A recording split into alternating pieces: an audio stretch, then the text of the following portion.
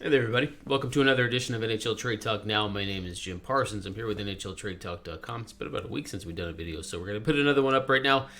This one about Duncan Keith and potential trade to, Pacific Northwest or Western Canada, namely the Edmonton Oilers. That seems to be the team that everybody's talking about right now. So here's the story as broken by Elliot Friedman of Sportsnet. The NHL Insider reported last week that Duncan Keith has asked the Chicago Blackhawks to facilitate a trade to get him closer to his son in Penticton. The Chicago Blackhawks are willing to do that, and reports now are that they are interested in moving Keith, although it's not mandatory that they do so. They're happy enough to keep him. At least that's the story. The Oilers have emerged here as frontrunners. Seattle is a team that might be interested. Vancouver was thrown out there at first, but probably not so much. Calgary's not really in the running from what we understand. So the Oilers are the team that are interested, and from many reports out of Edmonton, Duncan Keith has listed the Edmonton Oilers as a team that he would be willing to go to. So Ken Holland is interested in putting Duncan Keith on the left side, second pair behind Darnell Nurse.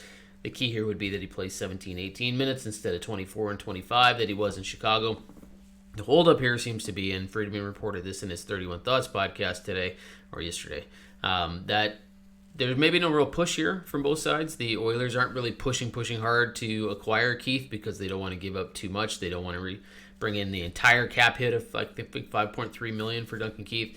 The Chicago Blackhawks aren't pushing too hard because they don't want to give Duncan Keith away, although they're happy enough to move him. And Duncan Keith's not really pushing all that hard. Jeff Merrick wondered why he maybe not pushing harder, considering he's got some leverage here and he's only willing to go to one or two teams. There's talk of a potential buyout, but that's not realistic. Chicago's not going to be taking on salary cap space and then letting Keith just sign wherever he wants to. There's going to be a trade here at some point. It's just a matter of when and what the deal looks like.